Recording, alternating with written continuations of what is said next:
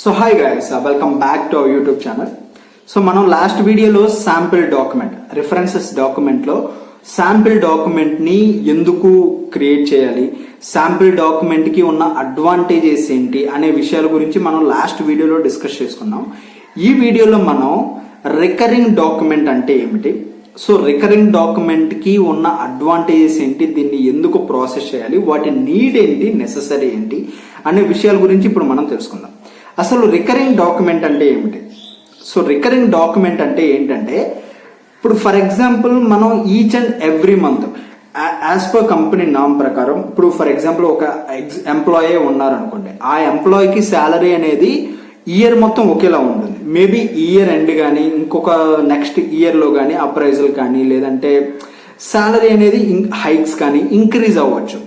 కానీ ఒకసారి ఇంక్రీజ్ అయిందంటే అది 1 year వరకు ఫిక్స్డ్ శాలరీ అనేది ఉంటుంది. I mean every month same amount వాళ్ళు ప్రాసెస్ చేస్తారు, సేమ్ అమౌంట్ శాలరీ ఇస్తారు.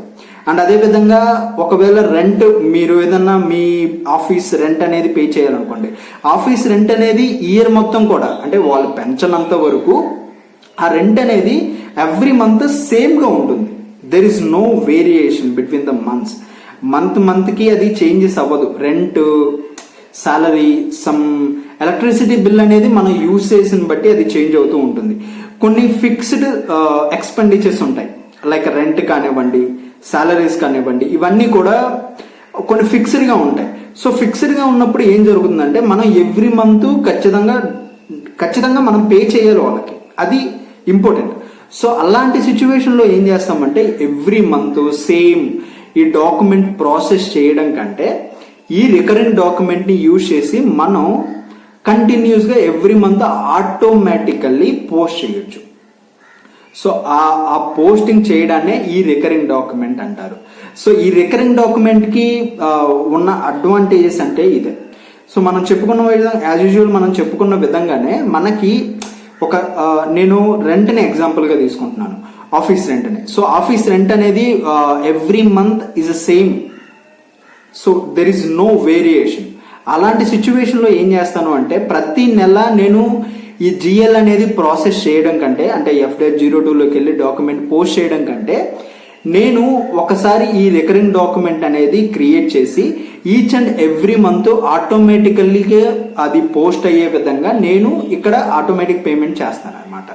సో ఆటోమేటిక్గా డాక్యుమెంట్ ప్రాసెస్ చేసే విధంగా చేయడాన్ని ఈ రికరింగ్ డాక్యుమెంట్ అంటారు. సో ఈ రికరింగ్ డాక్యుమెంట్ కి టీ కోడ్ ఏంటంటే FBD1.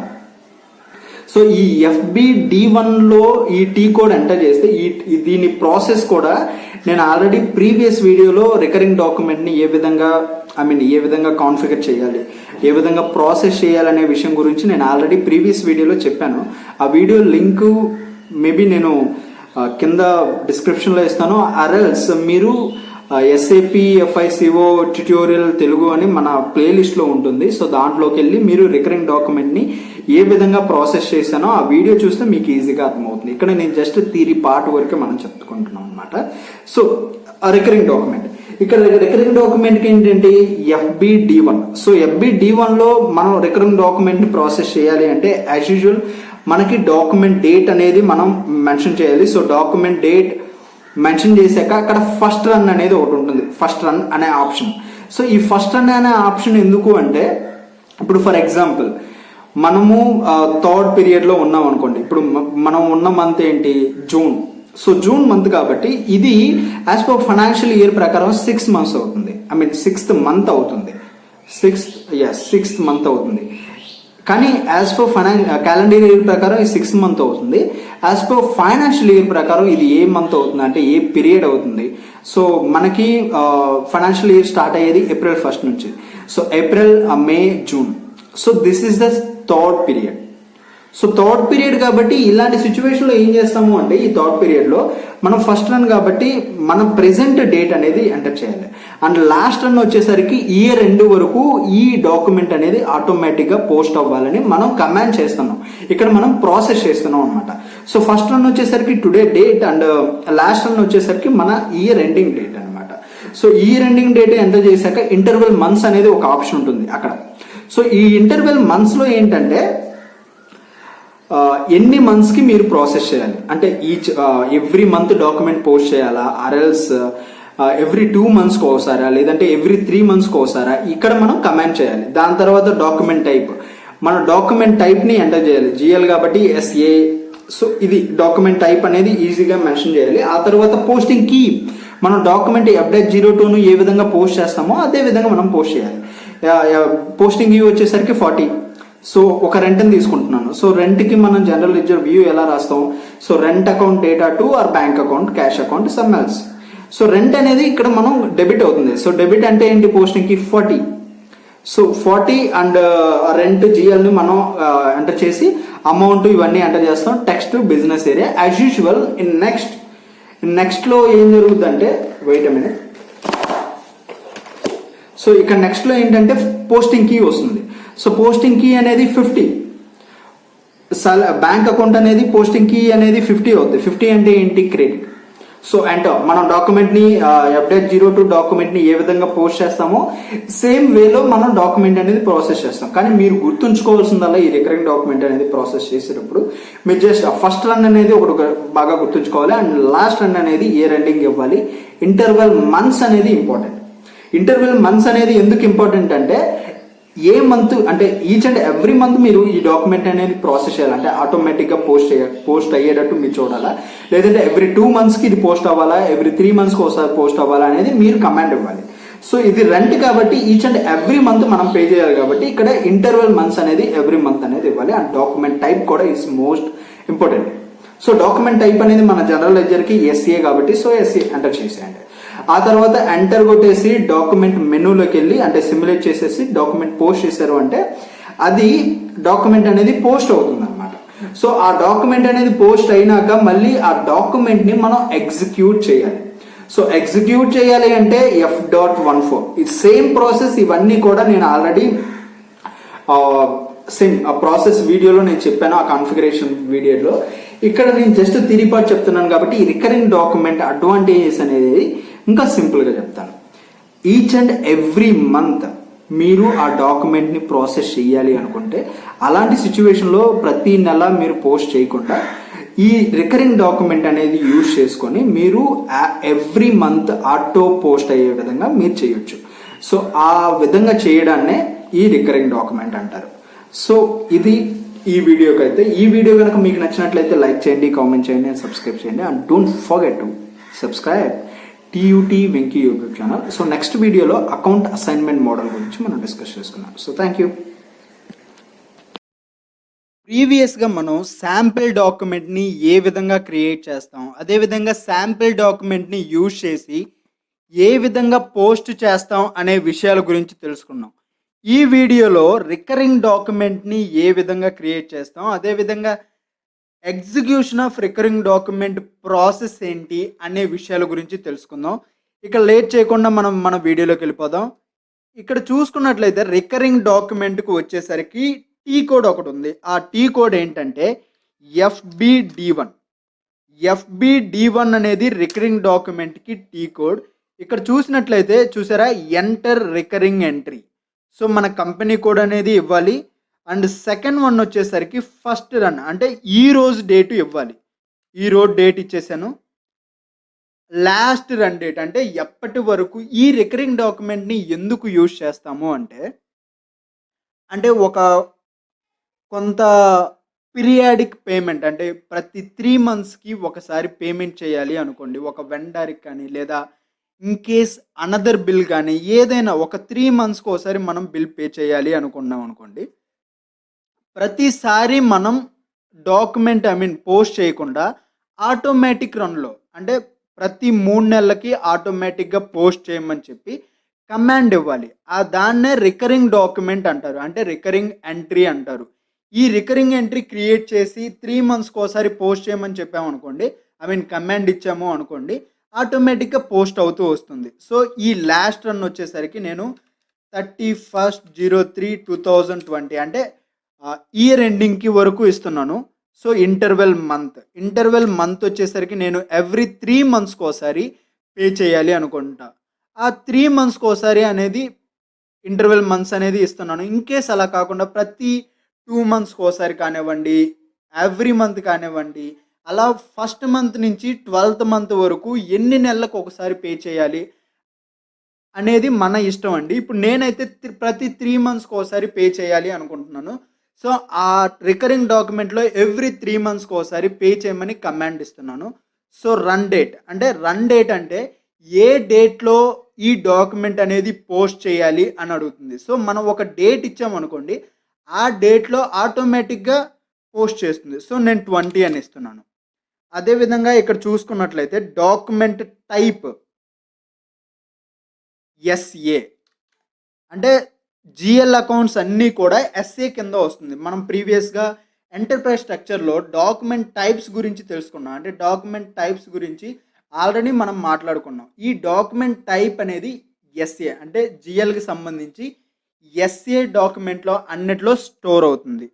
సో, ఇంక డైరెక్ట్‌గా ఈ first item, last item same as usual మనం ఒక డాక్యుమెంట్‌ని ఏ విధంగా అయితే పోస్ట్ చేస్తామో అదే విధంగా ప్రాసెస్ చేయడమే. సో, పోస్టింగ్ కీ వచ్చేసరికి 40. 40 అంటే డెబిట్. ఇక్కడ 2001 అంటే సాలరీ అకౌంట్. డ్రాప్ బాక్స్‌లో తీసుకుందాం. సాలరీ అకౌంట్ 2001 అని ఎంటర్ చేసేస్తున్నాను. ఇక్కడ చూసుకున్నట్లయితే నేను ప్రతి మంత్‌కి ఒక్కొక్క పర్సన్‌కి అంటే ఎవ్రీ 3 మంత్స్‌కి ఒకసారి ఒక పర్సన్‌కి పే చేస్తున్నాను అనుకోండి. 95,000 అనేద్దాం. 95,000 సాలరీ 3 మంత్స్‌కి ఒకసారి ఒక పర్సన్‌కి పే చేయాలి. అందుకనే ఈ రికరింగ్ డాక్యుమెంట్ అనేది క్రియేట్ చేస్తున్నాను. Being salary paid. Posting key. Posting key వచ్చేసరికి 50. 50 అంటే క్రెడిట్ అని అర్థం. ఈ అకౌంట్ అనేది 1000. సో, ఎంటర్ కొట్టేస్తున్నాను. Business area TCBG enter. ఈ అమౌంట్ ఏదైతే ఉందో same as usual star and plus. ఇక్కడ సేవ్ కొట్టేసాను అనుకోండి. ఇన్పుట్ మస్ట్ బి ఫార్మేట్ అంటే ప్రీవియస్గా మనం మనీ ఎంత ఇచ్చామండి? 95,000. 95,000.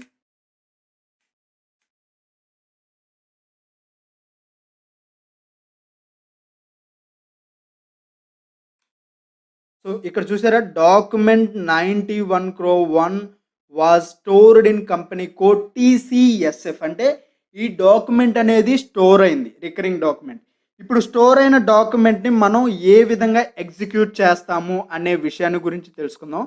ఈ డాక్యుమెంట్ నెంబర్ మాత్రం మర్చిపోకండి, ఇది గుర్తుంచుకోండి. ఈ డాక్యుమెంట్ 91 crore 1 అనేది గుర్తుంచుకోండి. ఇది మనకి ఈ నెంబర్ ఉంటేనే ఆ డాక్యుమెంట్ అనేది మనం డౌన్లోడ్ చేసుకోవడానికి అవుద్ది. సో, ఎగ్జిక్యూషన్ ఆఫ్ రికరింగ్ డాక్యుమెంట్కి టీ కోడ్ వచ్చేసరికి F.14 \n F.14.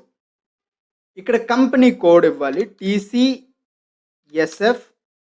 అదేవిధంగా డాక్యుమెంట్ నెంబర్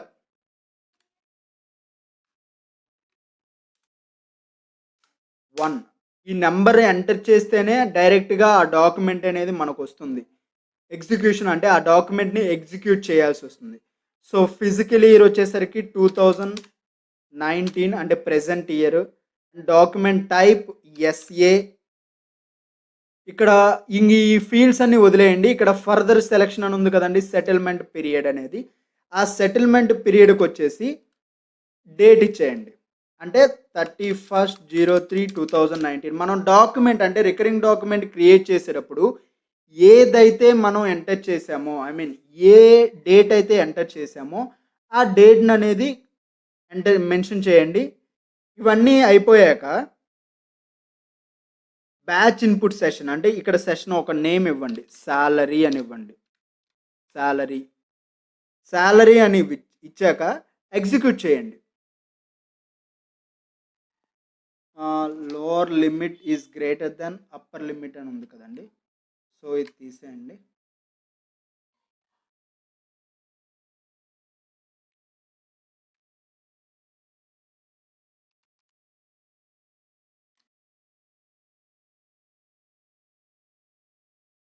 బ్యాక్ వచ్చేయండి, F8.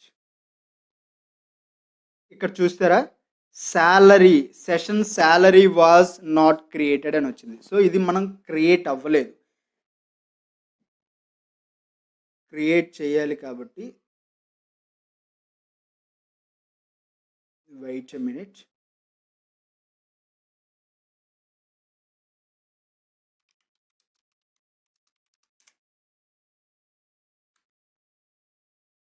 ఇక్కడ చూసారా, సెషన్ శాలరీ వాజ్ క్రియేటెడ్ అంటే శాలరీ అనే సెషన్ క్రియేట్ అయింది. సో క్రియేట్ అయిన శాలరీని మనం అంటే ఎవ్రీ మంత్ పే చేసేటట్టు ఆటోమేటిక్ పేమెంట్ రన్ టైప్లో మనం ఒక కమాండ్ అనేది ఇవ్వాలి. దానికి అంటే బ్యాచ్ ఇన్పుట్ ఏదైతే క్రియేట్ చేసామో దాన్ని ప్రాసెస్ చేయాలి. ఆ ప్రాసెసింగ్ ఎలా అంటే ఇక్కడ టీ కోడ్ ఉంది కదండి, దానికి అంటే ప్రాసెసింగ్ కూడా టీ కోడ్ ఉంది. దాని టీ కోడ్ వచ్చేసరికి SM35. ఇక్కడ ఎంటర్ చేస్తే ఇక్కడ శాలరీ అనే ఫస్ట్ అంటే మనం ఏదైతే సెషన్ క్రియేట్ చేసామో ఆ సెషన్ ఫస్ట్ లైన్లో ఉంది. సో ఇక్కడ ఫస్ట్ సిస్టమ్స్ మీద క్లిక్ చేయండి. సిస్టమ్స్ మీద క్లిక్ చేసిన తర్వాత సర్వీస్ అయిపోయాక బ్యాచ్ ఇన్పుట్ సెలెక్ట్ చేయాలి. తర్వాత బ్యాచ్ ఇన్పుట్ తర్వాత సెషన్, ఇవన్నీ క్లిక్ చేశాక ఈ శాలరీ అనేదాన్ని సెలెక్ట్ చేయాలి. శాలరీ సెలెక్ట్ చేశాక ప్రాసెస్ ఈ ఎగ్జిక్యూట్ అనే ఆప్షన్ని క్లిక్ చేయాలి. సో ఇక్కడ డిస్ప్లే ఎర్రర్స్ ఓన్లీ అనే ఆప్షన్ని క్లిక్ చేసి ప్రాసెస్ చేద్దాం. సో ఇక్కడ చూసారా, processing of batch input session completed అంటే ఈ డాక్యుమెంట్ అనేది పోస్ట్ అయిపోయింది. సో మనం పోస్ట్ అయిపోయిందా లేదా అని కనుక్కుందాం. ఇక్కడ ఫస్ట్ అయితే ఎగ్జిట్ బ్యాచ్ ఇన్పుట్ అని ప్రెస్ చేయండి. ఇక్కడ డాక్యుమెంట్ ఆల్రెడీ పోస్ట్ అయింది కానీ మనకి ఏ సింబల్ ఏ ఇండికేట్ చేయలేదు. సో పోస్ట్ అయిందా లేదా అని తెలుసుకోవాలంటే టీ కోడ్ వచ్చేసరికి FB03. సో ఎంటర్ చేద్దాం. ప్రీవియస్గా మనకు ఎన్ని డాక్యుమెంట్స్ ఉన్నాయి, 5. ఇక్కడ ఎంత ఉంది, 6 అంటే డాక్యుమెంట్ పోస్ట్ అయింది. సో క్లిక్ చేద్దాం. సో చూసారా 95,000 salary account data to bank of India అంటే బ్యాంక్ అకౌంట్ డేటా అంటే 95,000 అనేది ఆల్రెడీ పోస్ట్ అయిపోయింది. ఇంకా సేమ్ ఎవ్రీ 3 మంత్స్కి ఒకసారి ఆటోమేటిక్గా పోస్ట్ అయిపోతుంది. సో మనం ఏం చేయాల్సిన అవసరం లేదు. ఈ విధంగా మనం రికరింగ్ డాక్యుమెంట్స్ని ఒక పీరియాడిక్ లెవెల్లో పేమెంట్ చేయడానికి యూజ్ చేస్తాం. సో ఈ వీడియో కనుక మీకు నచ్చినట్లయితే ఈ వీడియోని లైక్ చేయండి, అదేవిధంగా మీ SAP ఫ్రెండ్స్కి షేర్ చేయండి. And don't forget to subscribe tech university of Telugu.